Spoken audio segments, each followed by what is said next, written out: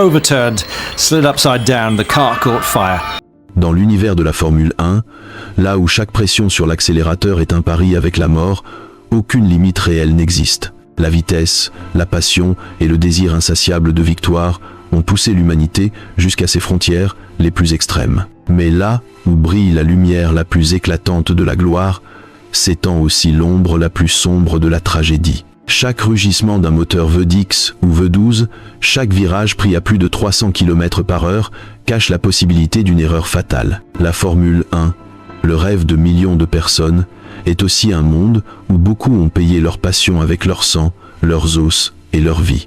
Dès les années 1950, lorsque les voitures n'étaient guère plus que de frêles cadres métalliques, les pilotes étaient déjà surnommés les « hommes qui flirtent avec la mort ».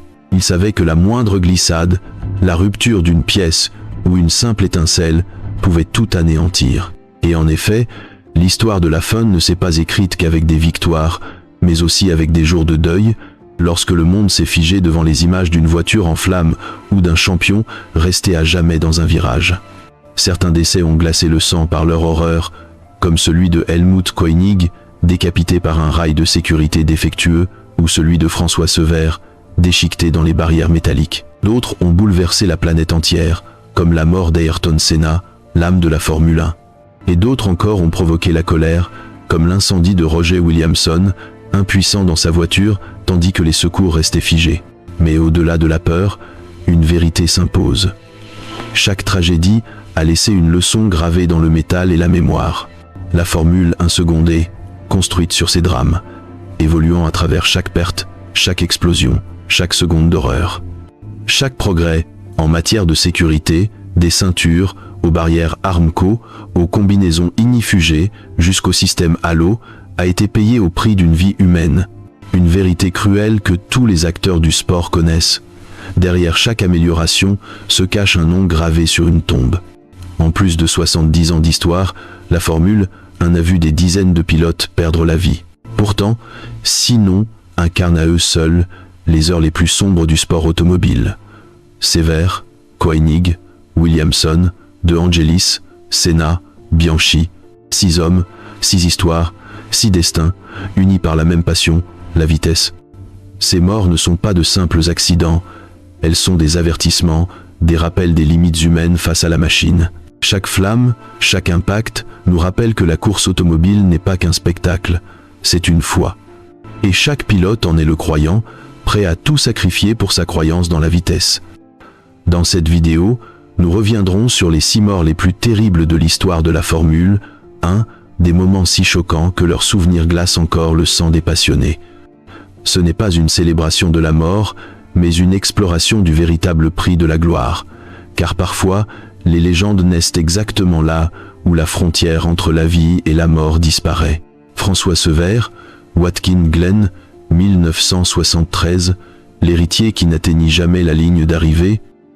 En octobre 1973, la dernière manche du championnat du monde se déroulait sur le circuit mythique de Watkins Glen, dans l'État de New York, un tracé rapide et exigeant, considéré à l'époque comme la seconde maison de la Formule 1. Ce devait être le dernier week-end de course du triple champion du monde Jackie Stewart, prêt à prendre sa retraite au sommet de sa gloire. Mais ce fut surtout le jour funeste de François Sever, jeune prodige français, coéquipier et protégé de Stewart. À 29 ans, Sever était au sommet de sa carrière, talentueux, élégant, cultivé, charismatique, il représentait l'avenir de la F1 et l'espoir de tout un pays. Beaucoup voyaient déjà en lui le futur champion du monde français. En quelques secondes pourtant, son destin s'effondra dans un vacarme d'acier. Le matin du 6 octobre, lors des qualifications, Sever lança sa Tyrrell 006 à moteur Ford DFV dans la rapide enchaînement des S, une portion aussi légendaire que mortelle. À plus de 270 km/h, la voiture mordit un peu trop le vibreur, perdit l'équilibre et partit en travers. En une fraction de seconde, elle heurta la barrière métallique à droite, rebondit violemment vers la gauche et explosa en morceaux. Le choc fut d'une violence extrême, la voiture fut littéralement déchiquetée, les débris projetés sur plusieurs dizaines de mètres. Lorsque les secours arrivèrent, la scène était insoutenable. Le corps de Sever était sectionné par les rails d'acier, la mort avait été instantanée. Jackie Stewart, encore dans les stands, accourut vers le lieu du drame. En voyant son ami et élève sans vie, il resta pétrifié, incapable de prononcer le moindre mot. Ce jour-là, il prit une décision irrévocable. Il ne reprendrait plus jamais le volant. Ce Grand Prix devait être le 100e de sa carrière, il devint son dernier. Stewart, champion du monde pour la 3e fois, quitta la Formule 1 avec le cœur brisé et l'ombre d'un deuil éternel. François aurait pu être plus grand que moi, dira-t-il plus tard, mais le destin ne lui en a pas laissé le temps. L'accident provoqua un choc immense dans le monde entier. On ne sut jamais exactement pourquoi la voiture perdit le contrôle. Erreur de pilotage? Pneus fatigués? L'enquête révéla surtout la dangerosité du circuit. Les barrières en acier simple couche de Watkins Glen agissaient comme des lames tranchantes. Elles déchirèrent la voiture et son pilote. À la suite du drame, la FIA ordonna une refonte complète du système de sécurité. Barres multiples, zones de dégagement élargies, meilleure absorption des chocs. Ce fut le début d'une nouvelle ère, celle où la sécurité commençait enfin à primer sur la performance. Mais au-delà du pilote, Sévère incarnait une certaine idée du style et de la culture dans le sport automobile. Avant d'être coureur, il avait été mannequin. Il parlait 4 langues, jouait du violon et fasciné par son charisme. Dans un univers dominé par la rudesse, il apportait de la grâce. Sa disparition n'a pas seulement endeuillé la Formule 1, elle a brisé un symbole d'élégance et de raffinement. Lors de ses funérailles à Paris, des milliers de fans se rassemblèrent pour lui dire adieu. Jackie Stewart se tint silencieux près du cercueil et murmura « Parfois, la légende ne naît pas dans la victoire, mais dans le moment où tout s'arrête pour toujours. » De cette tragédie naquit une conscience nouvelle. Pour la première fois, le mot « sécurité » devint une priorité réelle dans le paddock. Les barrières modernes, les zones de dégagement plus larges, les structures renforcées, tout cela trouve son origine dans ce 6 octobre 1973. La mort de Sévère fut une blessure ouverte, mais aussi un tournant pour la Formule 1. Son nom reste gravé pour toujours dans la mémoire du sport. François Sévère, l'héritier qui n'atteignit jamais la ligne d'arrivée, mais qui changea à jamais le destin de la course. Helmut Koenig, Watkins Glen 1974, la morte décapitée à Archewens. Un an seulement après la tragédie de François Sévère, le circuit de Watkins Glen replongea dans l'horreur. En 1974, ce lieu mythique de la Formule 1, déjà marqué par la mort, fut de nouveau le théâtre d'un drame effroyable. Cette fois, la victime s'appelait Helmut Koenig, un jeune pilote autrichien de 25 ans. Il n'était ni une star ni un champion du monde, mais son décès marqua à jamais l'histoire du sport automobile. En quelques secondes, un accident apparemment mineur se transforma en l'une des scènes les plus terrifiantes de la Formule 1. Une décapitation instantanée, froide, silencieuse et brutale. Koenig était un jeune homme passionné, issu d'un milieu modeste, qui avait travaillé comme mécanicien pour financer ses premières courses. Grâce à sa détermination et à son talent, il parvint à se faire remarquer dans les formules de promotion et décrocha un volant chez Surtees pour la saison 1974. Le Grand Prix des États-Unis à Watkins Glen ne devait être que sa 2e course en Formule 1. Ce matin d'automne, sous le soleil doré de New York, tout semblait annoncer un avenir prometteur. Mais le destin n'eut besoin que de 10 tours pour tout détruire. Au 10e tour, au niveau du virage appelé The Boot, Koenig perdit le contrôle de sa Surtees TSIs. La voiture quitta la piste et percuta la barrière métallique à environ 110 km/h, une vitesse relativement faible pour la Formule 1. Au départ, personne ne s'inquiéta. Pas d'explosion, pas de flamme, juste un impact sourd. Pourtant, la tragédie se déroula en silence. La barrière Armco inférieure, mal fixée, céda sous le choc, tandis que la barrière supérieure, trop rigide, resta en place. L'avant de la voiture s'enfonça dans l'espace entre les 2 rails, et la partie supérieure sectionna littéralement le cockpit, décapitant Koenig sur le coup. Son corps demeura attaché dans le siège, les mains toujours posées sur le volant. Un instant de mort absolue, sans bruit, sans feu, mais d'une cruauté indicible. Quand les secours arrivèrent, ils restèrent figés. Le silence était total. Une bâche blanche recouvrit la voiture et les membres de l'équipe Surtees, anéantis, n'osèrent pas regarder. Un an auparavant, François Sévère avait trouvé la mort presque au même endroit. Watkins Glen, jadis symbole de vitesse et de prestige, était devenu le cimetière des champions. Ce drame provoqua une onde de choc dans le paddock. Comment un impact si banal avait-il pu être si fatal? La réponse tenait en un mot, infrastructure.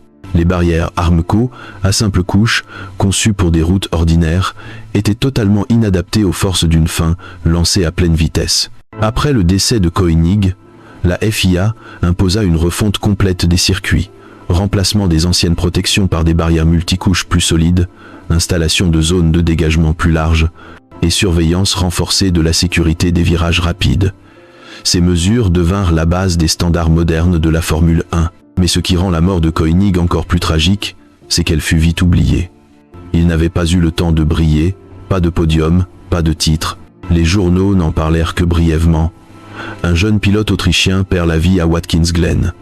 Et pourtant, ce drame sauva la vie de dizaines d'autres. Dans les rapports officiels de la FIA, son nom fut plus tard cité comme le héros silencieux de la sécurité, celui qui mourut pour que les autres survivent. Aujourd'hui, les vieilles barrières de métal ont disparu, remplacées par des structures modernes et sûres. Mais quiconque visite le virage de Boot à Watkins Glen ressent encore une étrange froideur dans l'air. Là où François Sever et Helmut Koenig ont trouvé la mort, plane à jamais la même leçon.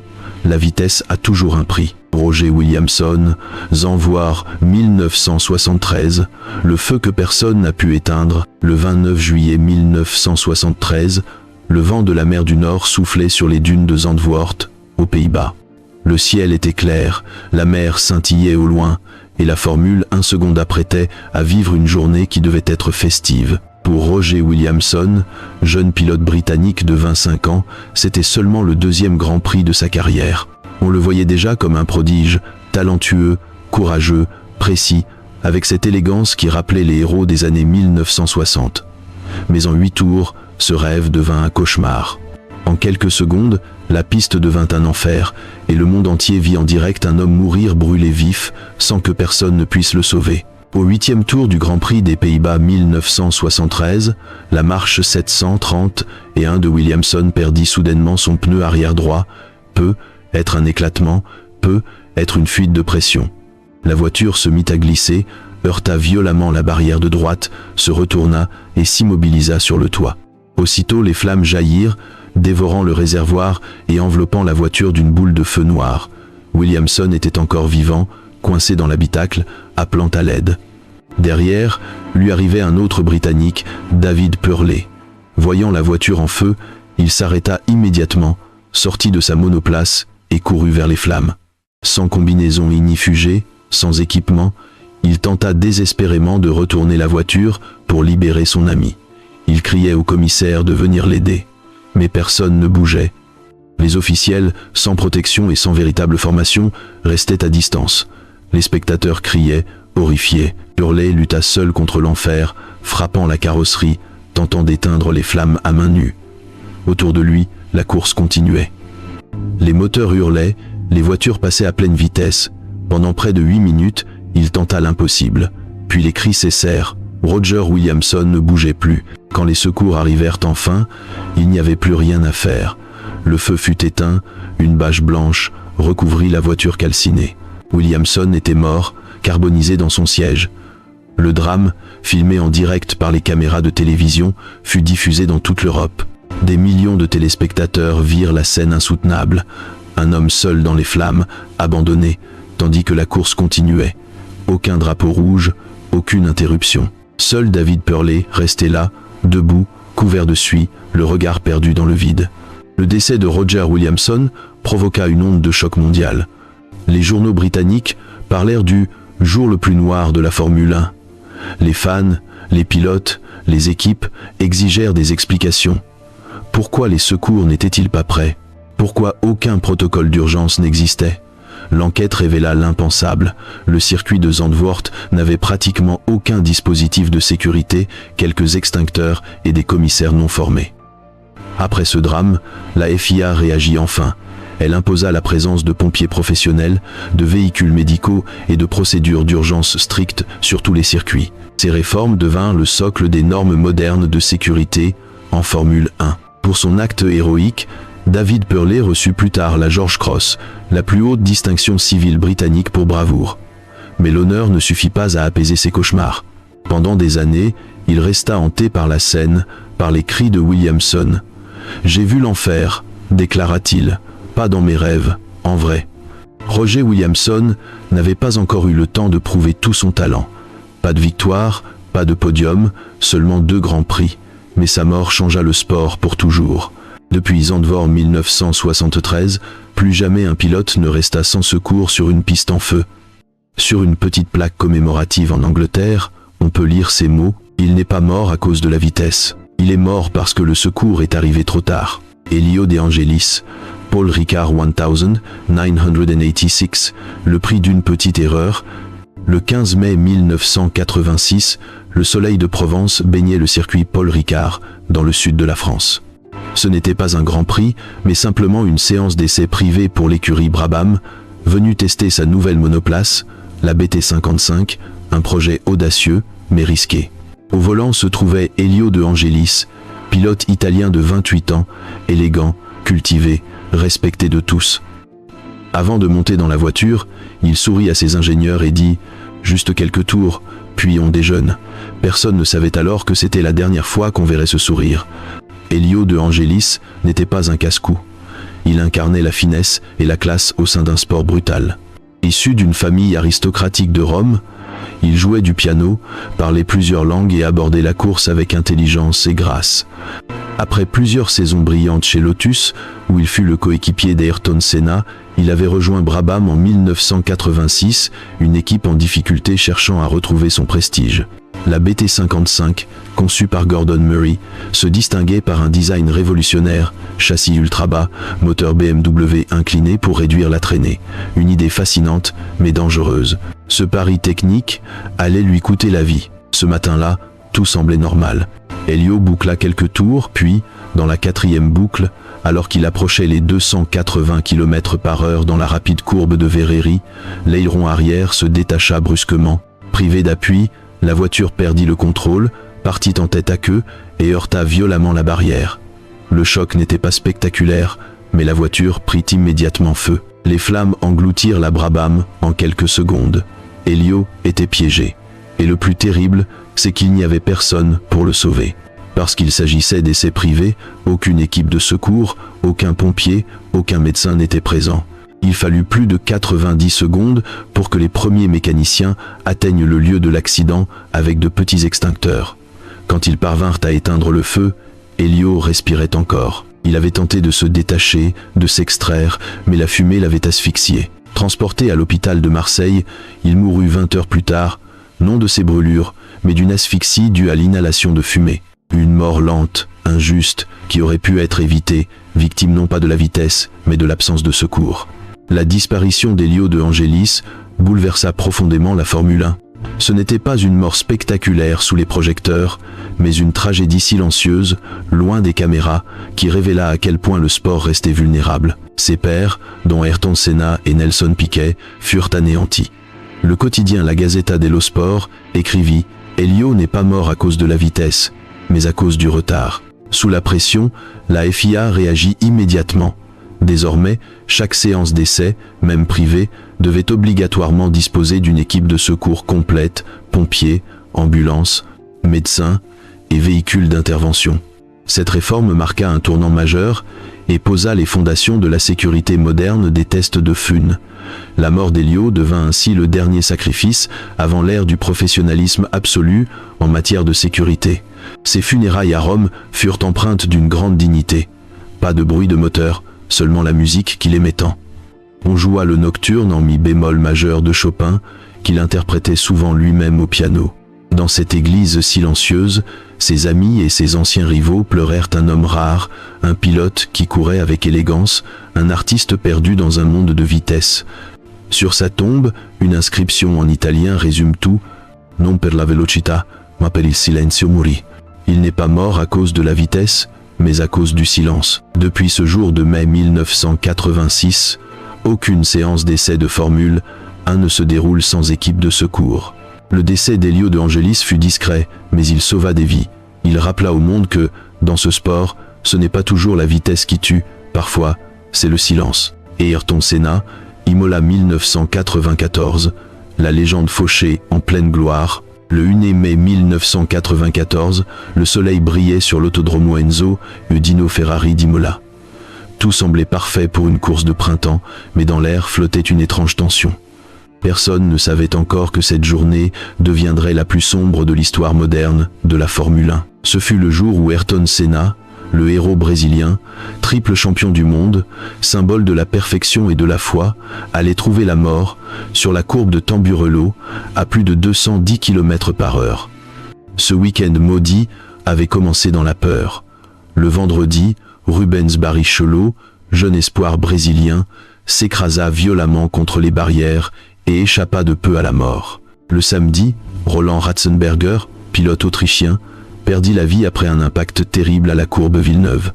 Dans les stands Williams, Senna resta silencieux, les yeux humides. « Nous prenons trop de risques », confia-t-il. « Mais je dois y aller, je suis le leader. » Le dimanche matin, Senna arriva tôt sur le circuit, visiblement préoccupé.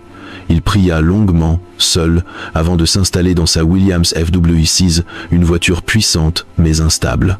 Les ingénieurs l'avaient prévenu, le comportement du train avant était imprévisible.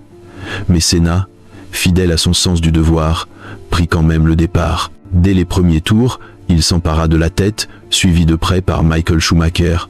Puis, au 7e tour, dans la grande courbe Tamburello, tout bascula.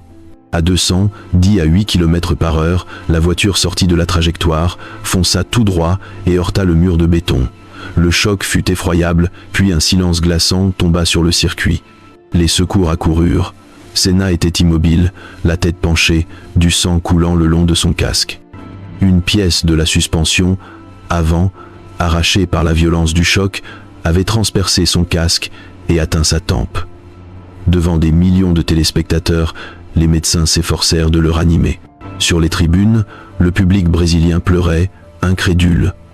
Après 2 heures d'agonie, à 18h40, à l'hôpital Maggiore de Bologne, Ayrton Senna s'éteignit. Il avait 34 ans. La nouvelle provoqua un cataclysme mondial. Le Brésil entra en deuil national pendant 3 jours. Plus de 3 millions de personnes descendirent dans les rues de São Paulo pour l'accompagner jusqu'à sa dernière demeure. Ce n'était pas seulement la perte d'un champion, c'était la chute d'un mythe. Senna représentait plus qu'un sport. Il incarnait la foi, la discipline et la quête de la perfection absolue. Mais de cette tragédie naquit une révolution. La FIA imposa une refonte totale de la sécurité, coque renforcée, zone de dégagement élargie, barrières absorbant l'énergie, équipe médicale spécialisée et, plus tard, le système Halo. Chaque progrès de la Formule, un moderne porte l'empreinte de ce jour maudit. Senna, par sa mort, sauva d'innombrables vies. Ayrton Senna n'était pas qu'un pilote. C'était un penseur de la vitesse, un mystique de la conduite. Il croyait que courir touchait au divin. Un jour, il déclara « Si tu ne crois plus que tu peux aller au-delà de tes limites, tu n'es plus un pilote. » Pour lui, chaque tour était une prière, chaque victoire une preuve de foi. Après l'accident, les commissaires retrouvèrent dans sa voiture un petit drapeau autrichien. Senna voulait le brandir à l'arrivée en hommage à Roland Ratzenberger, mort la veille. Il n'en eut jamais le temps. Son geste inachevé devint symbole d'humanité et de compassion dans un sport souvent perçu comme impitoyable. Depuis Imola 1994, la Formule 1 Newton a plus jamais été la même. Elle est devenue plus sûre, plus technologique, mais aussi un peu moins romantique. Avec Senna, s'est éteinte une époque où la course était une quête spirituelle. Sur sa tombe, à São Paulo, une phrase simple résume sa vie « Nada pode me separar do amor de Deus ». Rien ne peut me séparer de l'amour de Dieu. Ayrton Senna a vécu et est mort pour la vitesse, mais son héritage dépasse le sport. Il nous rappelle que la grandeur ne réside pas dans la victoire, mais dans le courage, la foi et la lumière qu'on laisse derrière soi. Pour des millions de fans, il n'est jamais mort. Il continue simplement à conduire, là, haut, dans le ciel. Jules Bianchi, Suzuka 2014, la tragédie de l'ère moderne. Le 5 octobre 2014, le typhon Fanfone s'abattait sur le Japon. Le légendaire circuit de Suzuka se transforma en une mer de pluie et de vent. Mais la Formule 1 ne s'arrêta pas. Sous un déluge d'eau, les monoplaces continuaient de rouler, invisibles derrière les nuages de projection. Parmi elles, Jules Bianchi, jeune pilote français de 25 ans, au volant d'une modeste Marussia, s'élançait dans ce qui allait devenir le dernier tour de sa vie.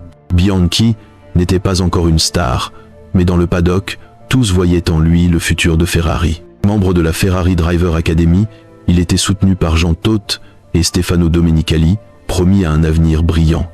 Il attendait patiemment sa chance. En 2014, il offrit à Marussia le tout premier point de son histoire au Grand Prix de Monaco. Calme, humble, il déclara « Je sais que mon heure viendra. Elle viendrait, oui, mais d'une manière tragique que personne n'aurait souhaité. » Ce dimanche-là, la pluie tombait sans répit. La visibilité était inférieure à 100 mètres, mais la course continua. Au 43 tours, Adrian Sutil perdit le contrôle de sa Sauber dans le virage Dunlop et s'écrasa dans les barrières. Une grue de dépannage fut envoyée sur la piste pour retirer la voiture. Les drapeaux jaunes furent agités, mais aucune voiture de sécurité ne fut déployée. Quelques secondes plus tard, Bianchi arriva à cet endroit. Sa Marussia perdit l'adhérence et, dans un malheureux hasard, s'encastra sous la grue métallique. L'impact, d'une violence extrême, estimé à 254 G, broya l'avant de la voiture et frappa directement la tête du pilote. En une fraction de seconde, tout s'arrêta. La pluie continuait à tomber et le silence recouvrit Suzuka. Les secours accoururent, mais la scène était indescriptible. Jules était inconscient, le casque fracturé, les caméras se détournèrent. La FIN décida de ne jamais diffuser ces images. Transporté en hélicoptère à l'hôpital de Mie, il souffrait d'un traumatisme crânien sévère.